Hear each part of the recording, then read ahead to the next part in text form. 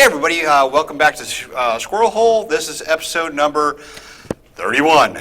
Yes, we have 31 squirrel holes in me already. Can we get to 100? What do you think? Oh, Why are you like this? I'm like this because I have my loving daughter here. Everybody, here's Katie. She's back. She's back. She had, what? She loves me and had laundry to do. So she came back and needed to go to Walmart with my credit card.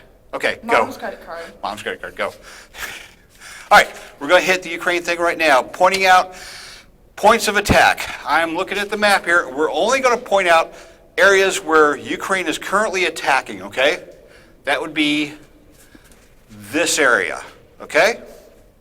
Everything from Crimea, down the Kerch area, down to Krasnodar, Berdansk got hit, Luhansk, Donetsk, all along the line is on fire. We're hearing that artillery units don't want to shoot back at the Ukraine because they're getting targeted and hit with counter battery fire.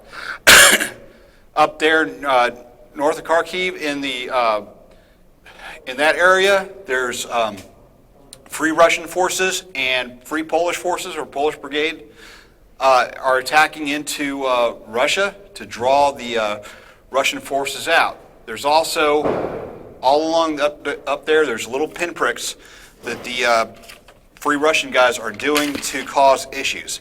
So the whole line is on fire right now, all along the Dnieper and all along the front. They're even starting to take back parts of the towns right in this area. Okay?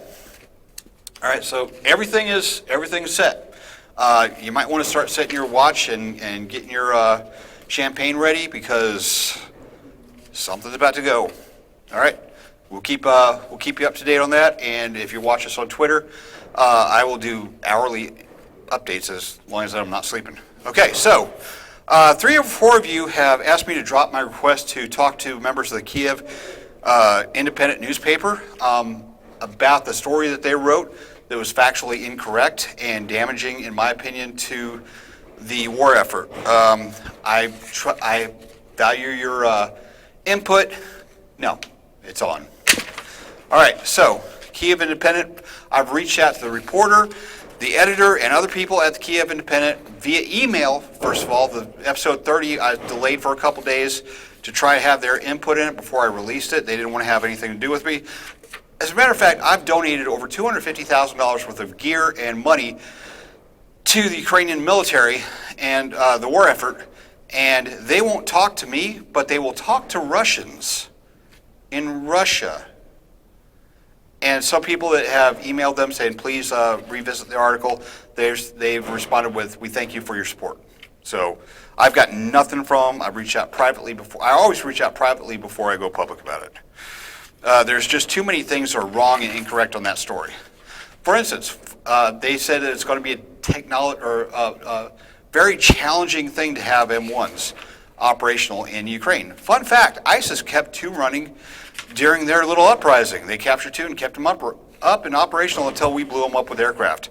Iranians had 9 of them that they borrowed from us without any help and had them operational through the entire uprising. Iraq, Morocco, Egypt, Saudi Arabia all keep these running. But for some reason, it would be difficult for the best tankers in the world, Ukrainian tankers, because they've got combat experience, the most combat experience right now, to keep the best and easiest running tank operational in the world. Okay, so think about that. We have an expert that posted that Ukraine tankers would have difficulty keeping the easiest tank in the world running. I've got backup documentation that says that the M1 engine is actually the refined M1 engine that they're getting. It's got electronic safeties on it. The tank tells you when it's got issues with the engine, and so it's no issue. On the other hand, the Leopard 2 is a good tank, it really is. But many have not been, are no longer in service, and up to 15% of the fleet is disassembled in parts, waiting for rebuilds that'll take multi-years to get. Much of the fleet hasn't been started in 10 years, like Portugal. Spain's tanks A lot of them can't even be rebuilt because they're so bad. So the problem is you can't donate something that doesn't exist, and the Leopard fleet doesn't exist. So if you're saying don't give them the M1, give them Leopard 2s, what you're really saying is don't give them any tanks, because that's what the end result is. And the person that they're quoting, one of the people that's quoting, is still saying, to my knowledge, is still saying there's no M1s in Europe, and the F-16 can't use Ukrainian runways. Both we know are completely false. Okay. Your turn. My turn. Yes, your turn. Come on. Say thank you. My turn. Thank you for like the money that The donations. The donations that I've been like receiving over the Like, past couple totally. of videos. Go ahead. Anytime I open up my phone and there's like a notification, I have to like stop and go. It covers like all of my ROTC bills and stuff like that. So I'm like, huh, I don't have to worry about any of that. Thank you. The donations are still open if you Oh, want. they are still open, yeah. Because now we're paid the food off. We haven't paid the food off. Nuh-uh. You eat too much. No, I have a minimum meal plan and it costs a lot. Okay, yeah, but that's because you want to go to school. Student loans are a wonderful thing I hope she doesn't get. All right, thank you very much. Moving on. All right. In other words, let me summarize for the child with a learning disability. Thank you, everybody, for donating to my child's food fund so she can actually eat something other than ramen when she's in college in a few months. Okay. 3 months.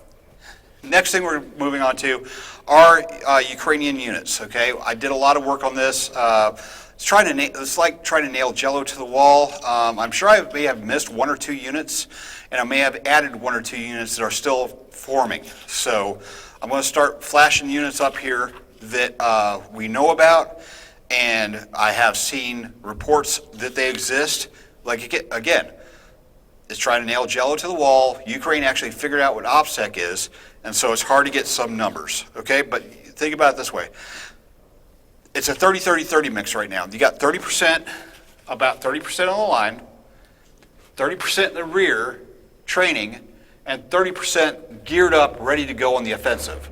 So if these guys hold the line, the 30% that are geared up, ready to go, can punch through wherever, and then the 30% left back here, a good portion of them can actually be follow-on forces to attack. So we're looking at a lot of forces with the ability to punch through the line and continue the attack. Okay, and this is going to be the Ukrainian order of battle. Oh, you were supposed to be down. All right, here we go. 8 assault brigades. You've got 8 assault brigades officially. Some people say 9 because they've added the police brigade to the assault brigades, but you've got 8 brigades counting the 3rd Azov. Okay. Air Defense Brigade, 17. Out of the 17 brigades, you've got about half of them that are mobile, about half of them that are fixed, like the Patriots. Half of them will be set up and build a air defense belt right here. The other half will go in and follow the attacking forces, providing air defense on the move. Other brigades, you've got the 101st General Staff Brigade, Presidential Brigade, the International Legion, the Ukrainian Volunteer Army, Georgia Legion, Chechen Legion. They're all along the line. Command groups, you've got the 7th, the 9th, the 10th, the East, or the 8th, the East, the 1st, 2nd, and 3rd Corps. Each one of those command groups has enough firepower to generate a brigade. That's with the recon and scouts and the attached forces. That's why I had them. The 11th, 12th, 16th, 18th Aviation Brigades. All of those guys will be active in the fight. 6 Special Forces Brigades, the 3rd, the 8th, 140th, the 73rd Navy, the 138th, and the 1st Special Forces Brigade. They're all in the fight now or will be following on with the forces.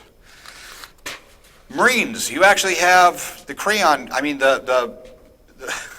the Marines, okay? 36th, 35th, 37th, 38th Brigades, 503rd, and with the 406 and the 32nd Artillery. That's a division right there. That's a huge division. I know some of them are on the line. Some of them are being held back. Okay. Bridging, the 47th, 48th Engineer bridge brigades and the regiments, and the 210th and the 808th engineering brigades, which are bridge specific. So there's two regiments for bridging and 2 general engineer regiments. Airborne Air Assault Forces, there's 11 brigades, okay? 11 brigades. 71st and 82nd are new. The rest of them are fully formed, and the 77th is a little bit new, but they're all fully formed, ready to go. And they got some of the newest stuff. Army, 33 separate battalions, which when you count in all the Army brigades, that's 54 Army brigades total. Okay, that's a lot of firepower, 54 brigades.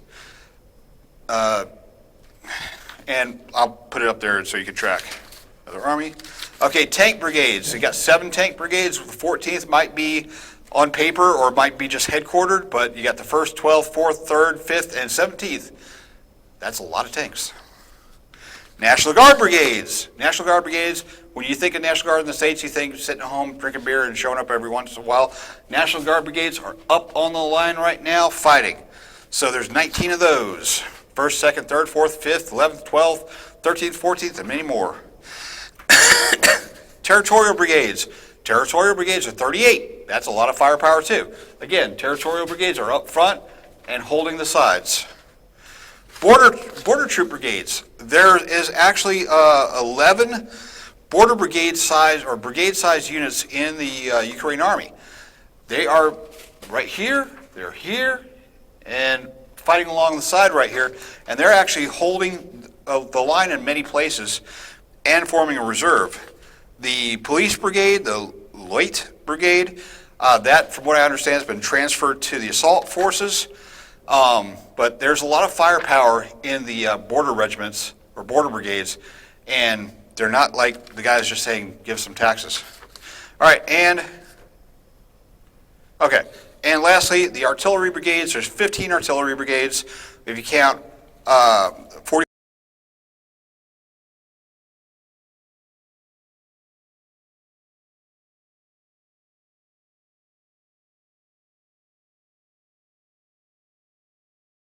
Fourth, 26th, 40th, 55th, 15th, 38th, 45th, 19th, 27th, 107th, 43rd, 15th, 47th, 48th, and 49th. That's a lot of artillery. About half of those will probably be on the line. The other half will probably be tasked out for the attack. Now, that's a lot of firepower. Like I said, Ukraine just figured out what OPSEC is, so getting information about a lot of these units is kind of hard sometimes. But again, you've got 3 groups. You've got the group up front holding, group back here in reserve, and a group somewhere, the 3 corps, that are going to be the punch force, okay? Once they get attacked, they can punch through, wherever they do, punch through, secure the area, let whoever is in reserve flow through and go and attack at all different axes. And that right there, with the amount of speed that Ukraine's got, is going to be almost impossible for the Russia to counter. All right? Any questions, complaints, feel free to contact me. You know how to get in touch with me. I got a million ways. My daughter can find me and ask for money from across the state. So you guys can ask questions. Huh? Woohoo! Across the country in a month. Yeah, no, I'm not sending you money. You need to earn it. Okay, thank you folks so much for standing by in this episode 31, and have a great night. Bye.